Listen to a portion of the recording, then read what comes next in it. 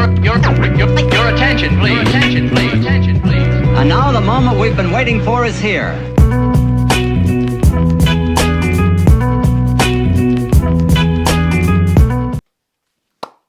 Welcome to the podcast, you legends. Welcome back. This is the first podcast I've done in a long time where it's going to be a solo episode. So I was meant to have a couple of people on last week. Schedule clashes, a few things happened, didn't make it happen. I'm here, getting it done. The big podcast of myself, interviewing myself. So I think this is what I'm going to do. I'm going to go down the Chris Williamson route of basically bringing in interesting people, and then every so often I'll do a podcast talking anything about training, lifestyle, what's going on, culture, whatever that may be, and kind of give my thoughts on it, which I find interesting. You know, I was out at the pub on Saturday night and someone said to me, "Oh, why are you doing a podcast?" I was like, "Because I find it fucking fun, mate. I find it fun.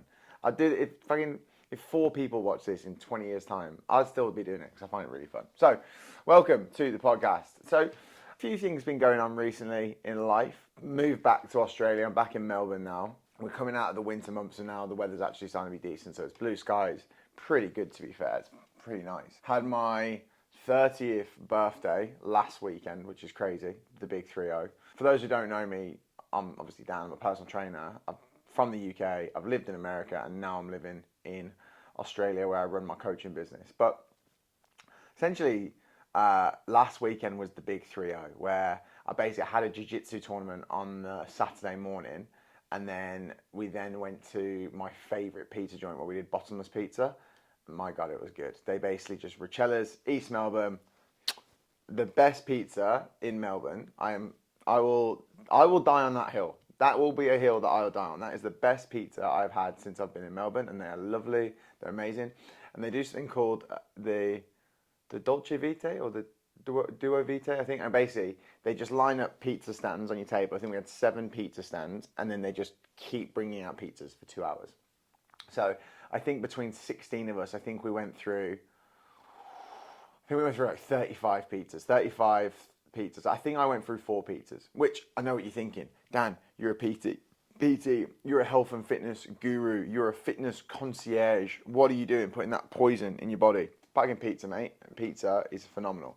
And I hadn't been drinking I hadn't drank in like 6 weeks. I'm having a bit of a time off. Basically, I just had 3.5, 4 months back in Europe for the European summer where I had my mate's wedding. I was in Spain. And basically when I was there, I was training a little bit. But for the most part, I was just seeing friends and family and I was drinking all the time. So now that I'm back here, I'm kind of back into work mode a little bit and I have absolutely no interest in drinking. Like, I came back, I did a weekend in Byron where I had a few beers on that weekend, and then now I haven't drank in 6 weeks. So my 30th birthday was the first weekend I drank again. It was pretty big, yeah, pretty big. I was on Negronis. I love a Negroni. So came from the jiu-jitsu tournament. I'd basically cut down weight to make weight. So I'd been basically dieting and training really, really hard for the comp. I competed, first competition back since fucking January of this year before I had my shoulder surgery. So I was rusty. And you know what was interesting? In the first 30 seconds of the first exchange with the lad, so there's 2 lads in my division from Dominance, which is a really good jiu-jitsu and MMA gym. And within the first 30 seconds, I grabbed this guy and I was like, oh, damn, this is going to be a long day. This is going to be a long day in the office. So yeah, that wasn't great. I lost the first match of the comp, and then I won the next 2, and then had another lad from my gym as well, and we had an absolute war, like 4.5, 5 minutes, and then in the last 10 seconds, he caught me in a straight ankle lock. He was up on point, and then he just ripped on my ankle. I was like, yeah, buddy, you got it, you got me. But yeah, so basically, I'd cut down weight for that comp, completed the comp, and then pretty much came straight home, showered, changed, and went straight out for pizzas and drinks. And had a bit of a boozy one, which was good. It was good. It's always nice after like a period of time of not drinking to then you kind of let your shoulders down, you relax. I achieved my goal. I podiumed in the comp, went out, saw my friends, had a few Negronis, had a few beers, and then back to normality the next day. But you know what, man? I'm 30 years old, man. I don't recover as well from my hangovers as I used to. I used to be an animal. I used to be able to drink until 4 or 5 in the morning. I'd have a few hours sleep, and I'd get up and I'd just crack on with my day. I can't do that now. There's no chance I could do that now. I'd die. So I had a few drinks, got back in at like 1 in the morning. No, it went late. It was earlier than that. It was like 12:31, and then I went to bed and I was rough for a few days. And you feel like a piece of shit when you're coaching people with a hangover. Like that's a shit feeling. Like on the Monday and Tuesday, still feeling groggy from the birthday. I was like, this isn't good. So I haven't drank again, and I probably won't drink now for a long time. I don't think. It wouldn't surprise me if I don't drink now until Christmas. Like I'm really not that fussed. I had a friend's birthday on Saturday night, and we went out for that. And I'm really happy just to go out and just drink. I do a soda water, ice, lemon, or there's a dash of cranberry. So it looks like a seltzer, so no one thinks that you're not drinking. And I'm happy just to sit on that. The only time it's awkward going out and not drinking is when you're in like a dancey place. That's where I'm a bit like, fuck this. But like if you're in a bar or a pub where you can sit down and have a chat or whatever, which is kind of what we kind of do, it's not that bad. Like we were basically at this place called Dr. Moore's and then Bodrigi in Abbotsford, like 10 minutes from here. And they're like, there is a dancey part to it, but for the most part, I'm just sitting down with my mates and having a chat and having a laugh. So I can easily go out and not drink, which I don't mind it. And then you wake up with no hangover, feel good, and then crack on. Went and trained yesterday. So that's what's been going on with me, with DB. I had actually last weekend so I've had my birthday, and then on the Sunday it was the UFC. I think it was 307. Was it 307 with Pereira versus Khalil Roundtree. Alex Pereira might be the scariest person I've ever seen. Terrifying, a terrifying human, like a genuinely terrifying human. And you know, I know a little bit about. When I say a little bit, I mean I know a grain of sand about fighting. I thought that if there was anyone who could give Pereira a good fight, would be Roundtree, because he's got incredible Muay Thai and great kickboxing. But it looked to me that he wanted to exchange with him, and I'm like, I just don't think you can afford to exchange with Pereira. You just get knocked out. It was terrifying, and I remember watching it going, this could be a stoppage. And then I think it was in the third round when Pereira eventually finished him. I was like, oh my god, please stop this. Eye was cut open, nose is bust up. It's just truly, truly terrifying. And it's quite a humbling moment when you see people that would do whatever they want to you. Like UFC fighters would do whatever they want to. They're terrifying. They are truly, truly terrifying. And I've got a few friends who are MMA fighters. And if you've ever been to an MMA fight, it's really, really scary, because you see these people that fuck you up. So like I train with these guys. If I wrestle with them, if I jiu-jitsu with them, if I was to even stand and like spar with them, they would do whatever they want to me. They could bend me into a pretzel. They could do literally whatever they want to me. And then you see these people who would fuck you up, go into a competitive environment, and you go and watch them. And then if you see them start to get hurt or get cracked or get knocked out or TKO'd or whatever it may be, or lose, then you're like, oh my God, there's levels to this. And then you realize how much of a bitch you are, which is truly humbling as a guy. And I think a lot of guys would do better to go to a MMA, Jiu-Jitsu, Muay Thai gym, because it really, really humbles you out. It really, really does. I say there's two great humblers in life, is running your own business and going to a fight gym.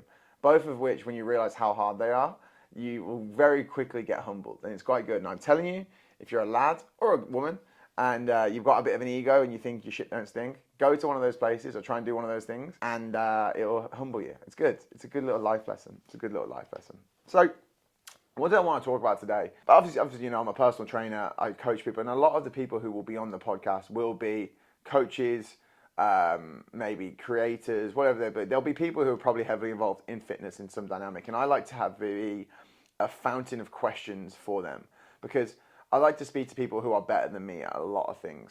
Like, there's a lot of lads I'll train with who are stronger than me. There'll be powerlifters who are astronomically stronger. My friend Ryan is an incredible endurance athlete. And it's always good, I think, to pick their minds, because they're so much better adapted in that profession than you are, or in that sport than you are. So I think learning from them and learning about their different characteristics and how they do what they do is very, very important.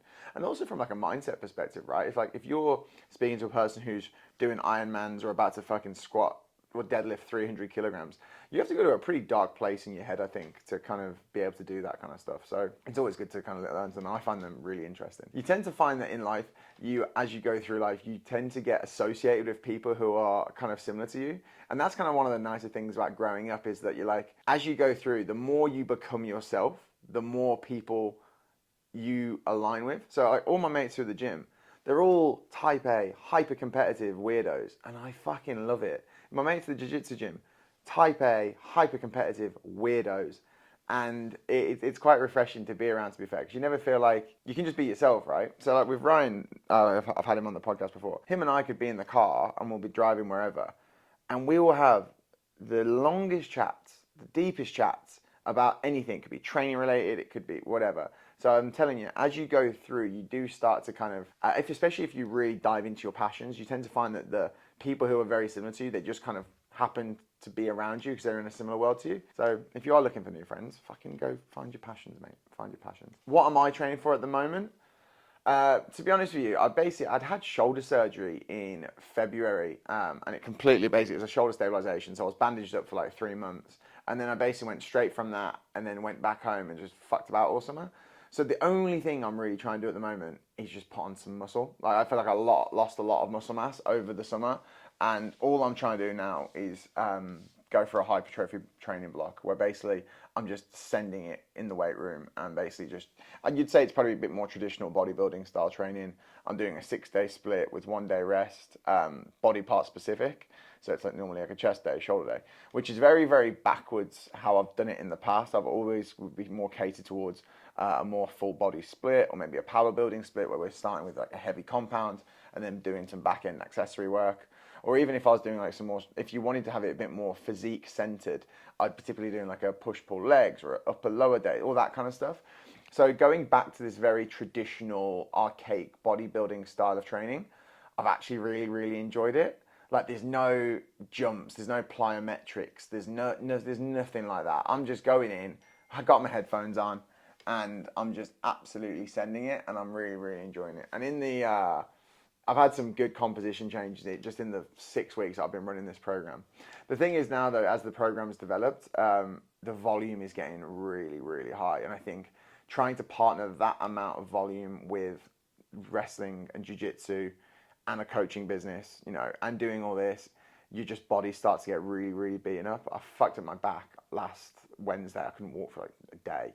Basically, I'd done a heavy back. The night before had been the wrestling class and jiu-jitsu. Then I did a heavy, heavy back day with loads of barbell bent over rows, heavy compound-based movements, followed then by jiu-jitsu later that night, and then jiu-jitsu the next day. Got to Friday, I could barely move. I was like, oh my God, my lower back was in bits. And I think it's from being in that almost like RDL position of like sitting into my hips and really extending on the barbell hip thrust, on the barbell rows. But yeah, it's just fucked me, absolutely fucked me. So yeah, so at the moment the volume of training is pretty ridiculous, and I'm considering I've got 10 more days before the Pan Pacs, which is the Pan Pacific Jiu-Jitsu competition, which will be held here in Melbourne. That's a pretty serious comp, and I'm not quite sure whether or not I'm ready for that, to be honest. I'm going to speak to Dave today, who's the owner of Dominance, and he's kind of like the head coach there, who kind of mentors people and will be on the side of the mat with you. I'm going to speak to him and see if he thinks I'm ready for it or not, because I haven't been training for like 9 months, came back, podiumed at that comp, but realistically it was some fucking dog shit performances, and I haven't really been training that much. So we'll see. But training's going good. I think purely at the moment I'm on just a pure hypertrophy phase. I want to have a good 12-week stretch going into the summer where I'm looking yoked, mate. That's the goal. And you know what's quite nice as well? Like if you know anything about me, I've always had very sport-specific training in the front of my mind. So I was playing football, so the strength work compensated football, and then I was doing triathlon, so the strength work compensated triathlon, and then I was doing jiu-jitsu, and now I'm in this position where I'm just a bit like, look, mate, you're not a professional athlete, you're a recreational athlete. You're someone who takes foot fitness pretty seriously. It's in probably one of the top 3 to 5 passions of my life, but I'm not getting paid for it anymore. So I'm a bit like, let's just look good naked. That's the current training goal, is just to look good naked. And I think doing that and going into a bit more of a hypertrophy training block is actually really fun, because it's a bit more, you don't have to think about it as much. It's like, right, we're going to come in here. A lot of it's machine based. I love that. Super stable exercises that allows me to take everything pretty much close to failure. And it's not as taxing on the central nervous system. You'll find when you go through like a big powerlifting phase or a power building phase or anything like that, when you're doing really heavy compounds, deadlifts, squats, whatever it may be, even big rows, you'll finish the set, you'll finish the training session, and you will be cooked. Like, it's not like an acute soreness onto the muscle, like, oh, my chest is sore. It's not that. It's more of like you can feel it in your joints and your bones, and you just feel like someone has pulled the power battery out of you and you've got absolutely nothing left. So kind of go into this bit more of a hypertrophy block of training now. I've got, I think, about 4 or 5 more weeks on this current block, and then we'll finish up and then probably switch things up a little bit. But I've been enjoying it, man. It's been quite nice. And it's also quite nice now. I'm in a position where I can start going full overhead with pull-ups and stuff again since I've had the shoulder surgery, which before I had the surgery, I was in a position where I could do like maybe 3x10, sometimes even 3x20 wide grip pull-ups, which I was fucking buzzing about, which is really, really good. And then I've lost all upper body strength. So I couldn't bench press, I couldn't do any overhead press, and I couldn't do any pull-ups. So now I'm in a position where I can go overhead and start repping out pull-ups. Still not a huge amount, but it's quite nice to see myself coming back to that, which is quite nice. And you know what's actually quite an interesting thing is that obviously from a personal training, from a coaching perspective, I'm always telling clients, look, aim for a performance-based goal. Aim for a performance-based goal, and typically your body metrics will follow. So you're like, right, we're going to shoot for lifting heavier in the gym, or we're going to shoot for running a faster 5K. Like if we shoot as for performance-based metrics, your body composition will align anyway. But what's quite nice is now, even though I am doing a hypertrophy workout where I'm like, right, just going to try and build muscle, you can still shoot for performance-based metrics throughout that. You can still shoot for metrics like, right, are reps increasing? Has load increased? Am I able to do push-ups? Am I able to do push-ups? Am I able to do pull-ups? Etc. Etc. Etc. So if you are going through a training block and you are maybe more of a general pop fitness kind of person, like what I would say is try and shoot for some goals that you can track, that you can go forward. And for me, that might be like I said, it could be body weight, it could be composition based, it could be are reps increasing, is load increasing, are the times on your runs going in the direction you want. And when you can shoot for those kind of metrics, it allows you to give you something to track and work towards. Because I think a lot of people go into the gym willy-nilly and just be like, I'm going to go train, I'm going to go exercise. And you don't really end up getting any better at everything because you're not tracking the metrics that you should be tracking. And I think tracking those metrics becomes an imperatively important tool for getting you closer to where you want to be. And the same thing can be said for nutrition, right? Like if we're looking at this from a nutrition standpoint, I've definitely been the person in the past. Look at this this is the problem with Australia. Bugs everywhere. I've definitely been the person in the past who, like, I will intuitively eat, and that intuitive eating would come along and I was, right, I'm going to get my protein in, I'm going to get my carbs in, and whatever. And I just eat based on my fullness and how I'm feeling. Now, I don't think there's anything wrong with that. But if you are shooting for a physique-based goal where you're like, I want to lose weight, I want to put on more muscle, I want to look better in the mirror, I want to look better on the beach, whatever, the tracking of calories and tracking of macronutrients becomes a very, very important tool because you can physically see what you're putting in each week, and we can track that, and we can track the pictures and how your body is corresponding to that. So I think it becomes quite an important thing. So making sure we're tracking our training, making sure we're tracking how we're performing in the gym and with our runs, with whatever you're doing, making sure that's being tracked. And then alongside that, making sure you're compensating your training with a really, really good nutrition plan. And if you do want any help with either of these things, you can use me. I will coach you. That's what I do full time. That's how I pay for this absolute empire that you see here with my $10 print from Kmart. No one needs to know. But yeah, if you do need any help with your training, just let me know. Give me a holler, mate. Life in Australia, but we're back in Melbourne. The summer is coming up. What are my thoughts? Now, I look at macro trends, I really do. And I think there is definitely a macro trend at the moment where people are moving from the UK, from Ireland. They're like, fuck that, I want out. And they're moving here to Australia. I've lived here now for 2.5 years. I've got 1 more year on my visa, and then we're going to try and find someone to marry. That's the game plan. And if that doesn't happen, then we'll figure something else out. We'll try and go do a student visa or something. I don't know. We'll figure it out. But there's a few metrics. Well, right, look. What is life in Australia like? In my experience, when you up and move because you're fed up of your current life, and if you have baggage, and if you have problems, just because you've changed location doesn't mean the problems are gonna go away. And in my example, if when I moved here, I didn't have baggage, for example, but you know, you may have any problems, it's not like they just go away when you move here. And if anything, the problems are then amplified a little bit because all of a sudden you don't know as many people, you don't have as much of a support system. if you're moving here, you might not have loads of money. I don't know what it may be. So I'd make sure you're moving for the right reasons. And why I moved here was it was like just properly a bucket list thing where I could not sit on my deathbed and go, oh, I never did that. So I was living in America, COVID happened, moved back to the UK, was at home for 1 year back with my family, and then the opportunity came to move out here to play football. And I was like, fuck it, I'm doing it. So I upped and moved.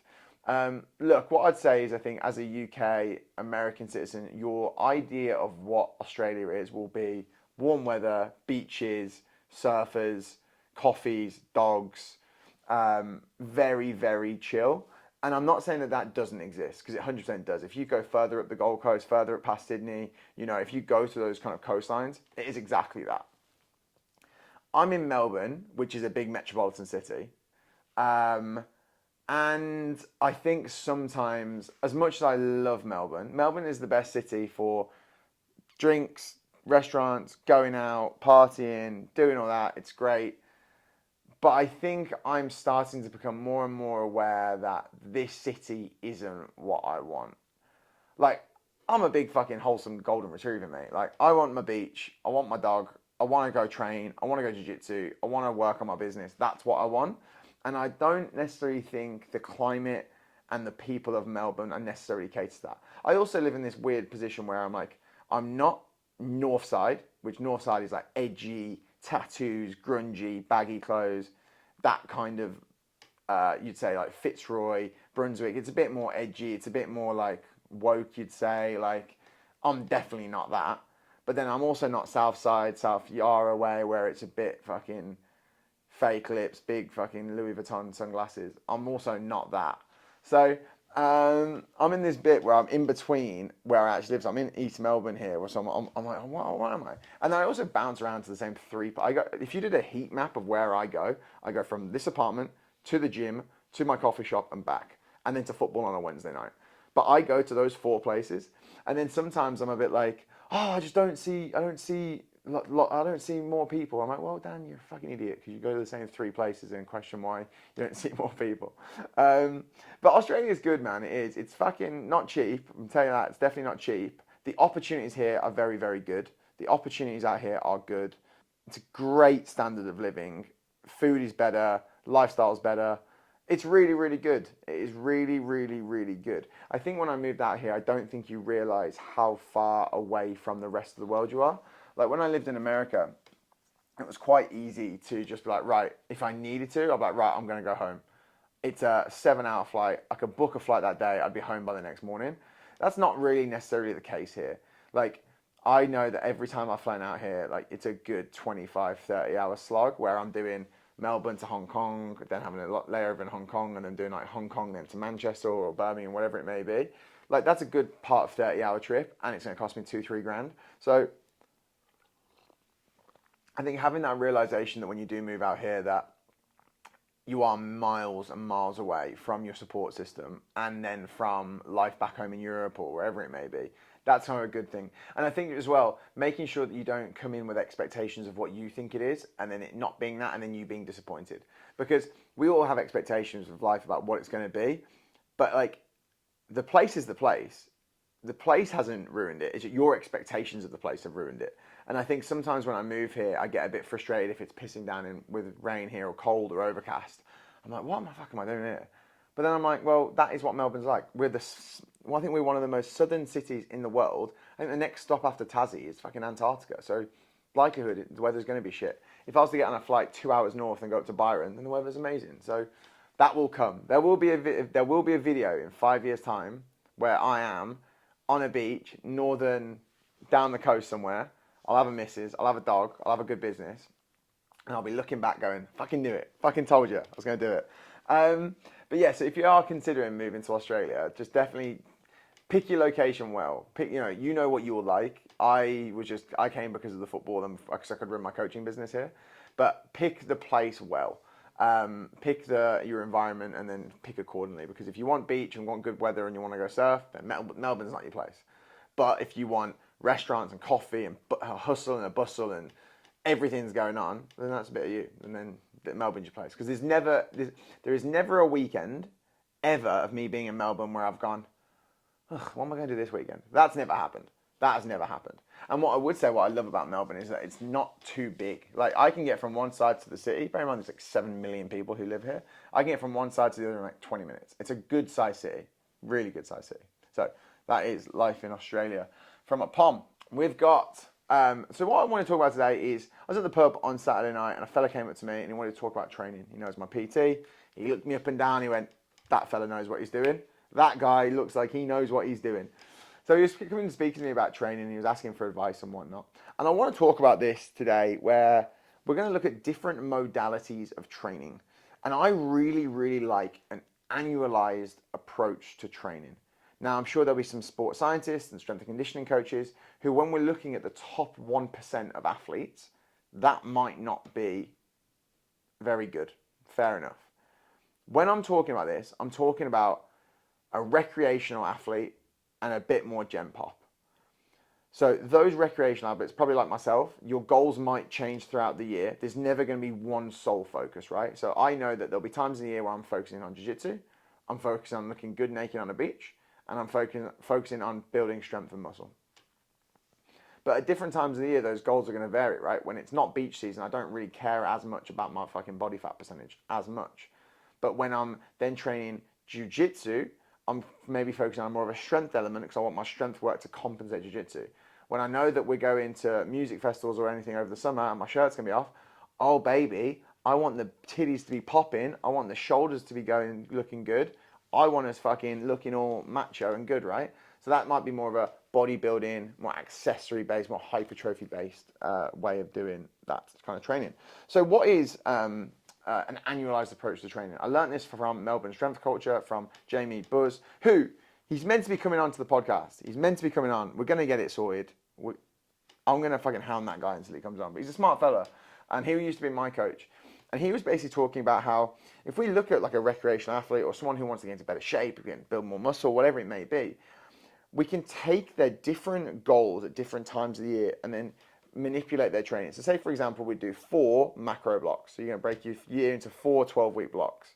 Now, you might know that you've got a competition or a marathon or whatever it may be at the back end of that year. You might know that you've got a load of parties or fucking nightlife or something in the summer, whatever it may be. And what we can do is manipulate our training to ensure that we peak for each of these different training goals. So if I look at this, so different, I made notes on this. So there's going to be different training. So just so you understand, right? There's going to be different training for different objectives, right? If my sole goal is to look good naked, I don't care for any performance metrics. I don't care about how my VO2 max is. I don't care about how much weight I'm pulling. If my only goal is to look good naked, that is going to require a different level of training than if I'm about to enter a powerlifting competition and where the metrics are based on how much weight I pull. One is heavily performance based and one is heavily physique and more, you'd say maybe just more physique based, right? So the modality of training would have to change. Whereas the powerlifting person would start with maybe plyometrics, jumping, explosive movements in that A block of training, they'll then go into their main working set. It's going to be a heavy compound. It's going to be some form of bench. It's going to be some form of deadlift. It's going to be some variation of a squat. That's typically going to be what you're going to be. And it's going to be a smaller rep range. It's going to be 3, 4, 5, 6 reps, maybe up to 8 really. For a powerlifter, you probably never, on your compounds, you're probably never going north of 10. Typically, it's a lot of load to be moving north of 10 reps. It's probably going to be in that 3 to 6, 3 to 8 rep range. And then your back off work, your accessory work is where it's going to be compensated towards that main lift. So you're going to have some variation of dumbbell bench press or an incline chest press, or maybe some variation of a row, a pull, something like that, heavy, typically more stable, but something where you can push that higher end rep range, 8, 10, 12, 15 reps, and take it to complete failure. Now that's how you'd be prepping for a powerlifting competition. But if my goal is to just look fucking shredded and good on a beach, I don't really need to do the jumping. I don't really need to do the heavy compound work. What we can do is just make everything very, very stable. We can pick apart the parts of our body that we actually really, really want to heavily utilize. So for example, if you're a fella and you want chest and shoulders and arms, we can really heavily load more volume into those areas. We can get very, very stable in those positions. So when I'm saying stable, I want us maybe fixed to a machine or on a bench where the movement pattern is not restricted by me swinging. No. I've basically fixed the muscle down so that the muscle is getting the most amplification in one rep as much as possible. So it's not looking scruffy. But if we take that kind of style of training where we make everything more stable, that's going to be much more aligned for physique, hypertrophy based, etc., etc., etc. So, different modalities of training. I want you as a client, as someone who's going around your day-to-day life, I need you to be very, very specific on the kind of work and the kind of goals you have. Because if you are unsure about what your goals are, it's very, very hard for us to set a clear objective of how we're going to get there. And the goal of a coach, goal of a trainer, goal of whatever is to set the fucking North Star and go, right, that's what we're aiming for. Now, what is the most efficient way for us to get there? And the fellow I was speaking to at the pub on Saturday night, he had no real clue. So you have to kind of dissect that. It's like, what is the actual goal here? And this does get a little bit more difficult when there are concurrent models of training, when there are concurrent methodologies. So if he's trying to run and get jacked and look fucking shredded and then wants to fucking pull, there's so much mix in there. There's so many different obstacles to overcome. It's very, very hard to go deep in any of them. And that's why I like the annualized approach to training, because you could have at the start of the year, big hypertrophy bulk where you build a load of muscle, and you do that for 3-6 months where you just try and put on as much muscle mass as possible. You then can go into let's go into more of a power building where you're now going to start doing your deadlifts, your squats, your bench, and that kind of stuff. And then you do your really heavy accessory work. Because you've built all this muscle at the start of the year, you're not going to lose any when you go to that new phase of training. You're absolutely not. And then say if you then want to then go, well, now it's time for me to start running. It's now time for me to start competing or doing a marathon, half marathon, whatever that may be. Again, you're not going to lose out on that much muscle mass if we're able to maintain like strength sessions 2 to 3 times a week. It's really, really hard to lose muscle when we're maintaining. And if you can do 3 sessions a week, taking everything close to failure, hitting maybe full body movements, you're not really going to lose out on that much muscle. It's a lot harder to grow muscle than it is to lose muscle. That's wrong. It's a lot harder to grow muscle. Yeah, that's right. It's a lot harder to grow muscle than it is to lose muscle. But if you're able to maintain at 3 sessions a week, it's very, very easy and achievable to maintain load. So I've gone off on a load of tangents here, but the whole premise of this was saying is that like you have to be very, very specific, right, about what your actual training goals are.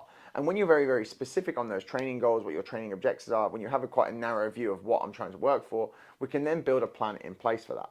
So if you're trying to build muscle and trying to look good naked, hypertrophy, stable workout, basically emphasizing specific body parts, that typical more bodybuilding style of workout. If you do that for a long enough period of time, you'll be fine. And if we can, do maybe a double progression model, something along those lines. I really like a double progression model where basically as our reps are increasing, the weight's maintaining, and then when you might hit 3 sets of 12, 3 sets of 15 on an exercise, once that has been ticked off, we then give ourselves permission to increase the load. But yeah, there'll be different kind of periodization strategies that you can use in that kind of hypertrophy form of training that will allow you to get a lot stronger. So ask yourself that question. Whenever you are building out a style of training, ask yourself that question. What am I working towards? I know for me, I'm a little bit unique. There will be times in my year when I'm probably running. There will definitely be times in my year when I'm rolling around with a 100-kilo stranger and we're trying to choke each other, jiu-jitsu, and maybe sometimes on a Friday night. There will be other times in my year where I'm like, I'm going to go to the beach and I want to look like I've got abs and shoulders and a chest. And then there'll be other times of the year where like I'm probably partying. I'm not being partying. I might be back home and my training's not as fucking prevalent in my mind. And that's why, right, I'm just trying to maintain as much muscle mass as possible. And you do like damage limitation, right? Now, if you were to say to me when I was 20, 21, I was pretty serious with football, that would never be the case. The whole goal was be a good footballer and be very strong and athletic for the sport of football. So everything is catered towards that. As we go through life, there is a dilution effect of where there's not as much of a strategic vision of what we need. Like, I'm not getting paid to play football anymore. I'm not getting paid to do jiu-jitsu. I'm not getting paid to do any of this stuff other than my coaching business. So like, it makes no sense for me to dial all my training efforts into being a really, really good footballer, because it might then make the other stimulus there weaker, right? I might not be as strong. I might not look as good or whatever that may be. So you have to be really, really clear with yourself about what you kind of want to achieve. And ask yourself that. Is like, what is my actual goal here? Like, if I'm just trying to get fucking yoked, then we can do that. I honestly believe, from a training standpoint, I believe hypertrophy training is the easiest form of training because there is very little skill development needed.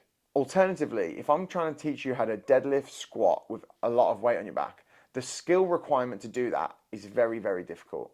Alternatively, in a hypertrophy phase and just try and build muscle, I can throw you on a bunch of machines. There is very little technical know-how you need in that. All we're going to do is we're going to fucking send it. We're going to take everything close to failure. We're going to eat right. Everything's in 1 to 3 reps of failure, and making sure our volume isn't making us too fatigued over the week. From an actual strategy standpoint, it's not that hard. It's really not. But it's then the actual coaching and the skill elements is how good are you at taking yourself close to failure? People don't like being inherently comfortable, and people don't understand how hard you need to train to build muscle. That's one of the things. They don't know what an RPE 9 is. They don't know what an RIR 2 is. You see what I mean? And if you don't know what those things is, let me know and I'll fucking teach you, mate. I'll teach you everything you need to know. I think sometimes as well, I come across as a bit of like a happy-go-lucky, don't take myself too seriously kind of guy, and I'm just fucking about. But like, I actually know what I'm talking about. Like, I take sport really, really seriously. I take training really, really seriously. I take the content seriously, but I'm a bit like, I kind of know for the majority of people, most people don't want a heavily boring scientific lecture on muscle protein synthesis. Nobody gives a fuck. I don't give a fuck. Most people just care about their goals.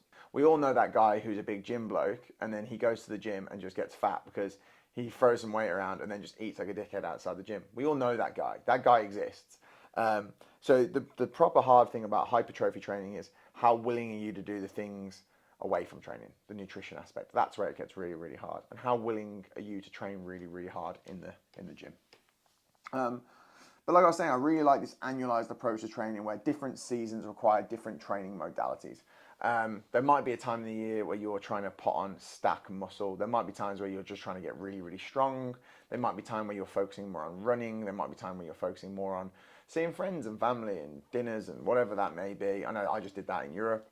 But I really like this idea. And as long as you can keep your weight and body weight in a healthy range, I'm a big believer in a healthy body range for your weight. So I know for me, at my leanest, I'm probably going to be like 92, 93 kilos. Maybe even as low as 90 if I'm dieting down for a comp, but I would never really walk around at that. So like 92, 93 kilos would be me fairly lean. I know on the top end of that, when I've been a bit of a fat bastard and I've been in Europe and I've been eating all the paella and I've been on it with my mates, I'm likely going to be at like 98, 99. That's like a 6 kilogram range. That's like 15 to 16 pounds of range, right? As long as over the course of my year, I don't go out of that range, I'm very, very happy. Because I know I'm always within distance of sight. It's kind of like when you take your dog for a walk, right? Like, you want to see the dog in sight. And as long as the dog's in sight, you're fine. It's only when the dog's gone fucking missing for ages, like, oh shit. And that's what happens, I think, is that people let their weight go astronomically high. They get like 10, 15 kilos overweight. And then before you know it, you're like, oh, now this is actually a very, very difficult journey back to where I want to be. 5 kilos, I don't think that's that bad, mate. 5 kilos, you could do that if you actually, genuinely, 5 to 6 kilos can be done in 6 to 7 weeks. Literally, I've just done it. And I ate a lot, I trained a lot, but you basically set that as the main goal. So I just think making sure that you are training for things that you actually care about, making sure your diet and everything, nutrition is all lined up, and then make sure that you're at the phase of life where you are at, making sure you're training for what's required is really, really important. I think that's really, I really like this. I learned, like I said, I learned it off MSc, Melbourne Strength Culture, but that kind of annualized training approach, it makes things more fun because then you can look at your training over the course of the year and you can be like, right, that's muscle building time, that's strength time, that's fun time, that's running time, that's fitness time. You know what I mean? Different things compartmentalize into different areas, and I think that's really, really fucking useful. Last one, what we'll be talking about is diet and nutrition. Spoke a lot here. It's going to be about fucking an hour poddy. Fucking solo episode. Diet and nutrition. So I have a theory, and I'm speaking to blokes now because I can't really speak for women in this case. For men, if you are north of 85, 90 kilos and you have a lot of body fat, I would argue and say that you've got a lot of muscle already. You've got a lot of muscle already. We just need to reveal it to the world. We really, really do. And how people create that calorie deficit to get that result is different for everybody. I did a video the other day saying there is no right or wrong way. There is just your way. And I believe that. Some people I've met will die on the keto train. They will die on the keto hill. For others, they like fucking carnivore. No big blood sugar spikes, no glucose spikes, whatever it may be. You know, for others, I like carbs. I like training. I like fucking loading up on carbs before training so I feel like really, really strong. I like that. I'm still able to lose weight like that. Everyone is completely different. Fundamentally, what we're looking for from a dieting and nutrition standpoint is, does the diet allow you to perform to the level of your ability that you want in the sporting or training context that you have? Does the diet and nutrition program you have allow you to get the physique results that you want, i.e. lose weight, put on weight, lose body fat, put on muscle, whatever it is? And thirdly, is that dieting and nutrition protocol healthy and sustainable, and can you maintain it for a specific period of time? Because if you can maintain that and it ticks all those other variables, then who am I to say that that's the wrong diet for you? You can maintain it, you perform well, and your physique is going where you want it to go. All your health biomarkers will be aligned if those other variables hit.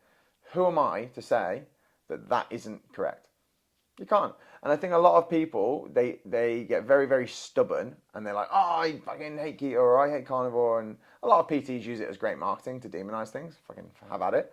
I'm very much on the nuanced trainers going, mate, if it fucking works for you and all the other variables of your life are going along and you can stick to it, who am I? Who am I to say don't do it, you know? And I think probably I would have done that in my early days of coaching where I would have gone, let's not do that. That's wrong. Let's do it my way.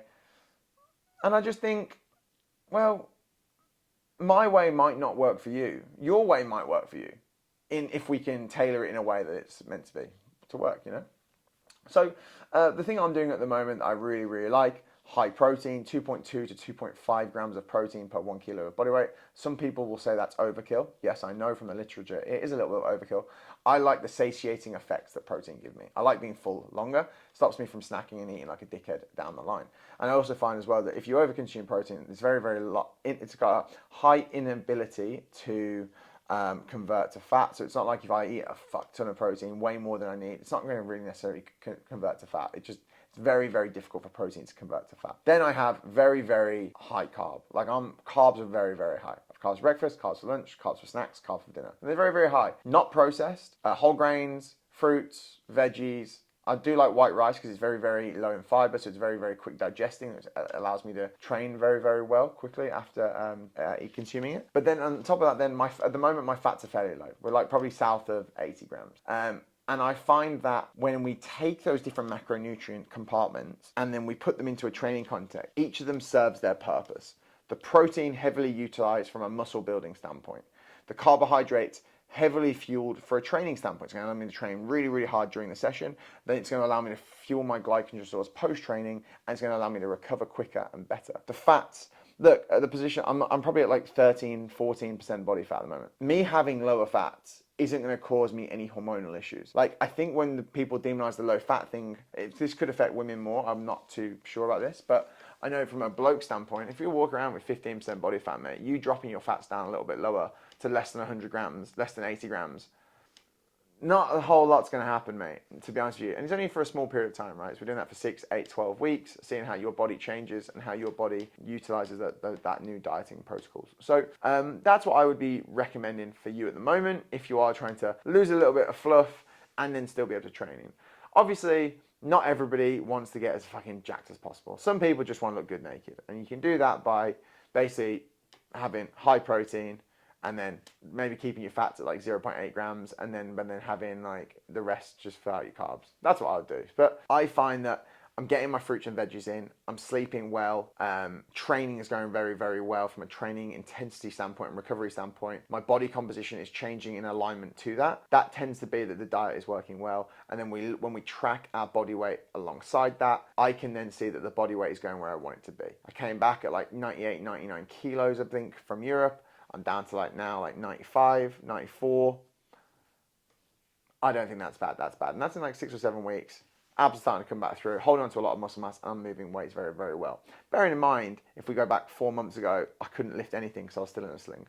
So when we're looking at this from a recovery standpoint, things are all ticking along. And if I can have this kind of muscle building phase to the back end of the year, then we're going to be going back into 2025 in a much better position than when we started, because hopefully I won't have a bandaged up shoulder and I'll have a bit more muscle mass, and then dieting and everything will be in alignment with that. What else do I want to talk about? I don't know.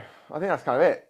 I think, guys, that's me waffling for over an hour on my birthday, not been drinking, Khalil versus Pereira, what I've been training for, fuck my back up.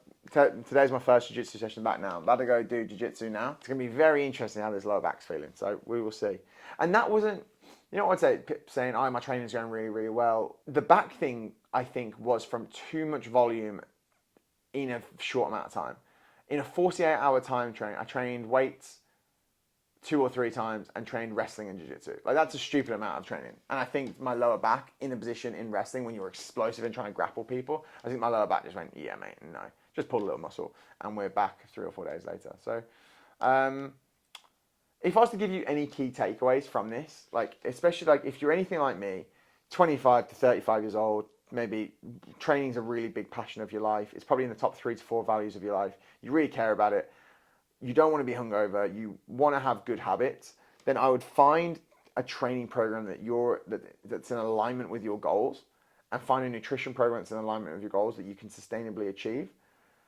Find training that you love to do, and then you never have to drag yourself to training. That's the beauty of it, right? If you do a job that you fucking hate, dragging yourself to the office at 9 a.m. in the morning sucks. But that doesn't really happen when you love training, when you love what you're about to do. So if you're anything like me, find a training modality that you like, set a goal that you think is an achievable target, find a nutrition program that you want to stick to, and fucking stick at it for 12 weeks. Take before and after pictures, take weight, take all that kind of stuff. See how your health markers and health metrics are adapting through that process, and go from there.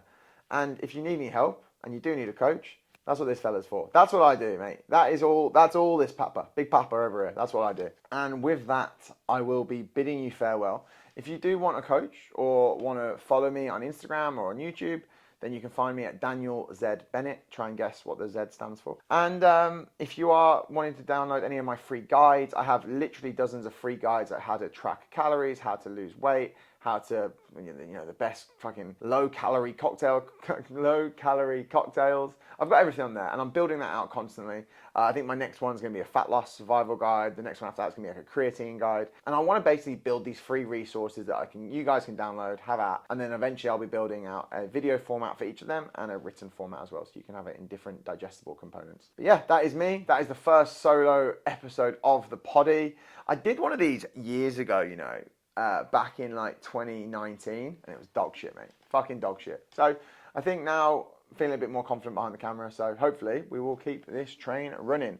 Peace out, adios, and I will see you soon with another guest. See you soon. Bye.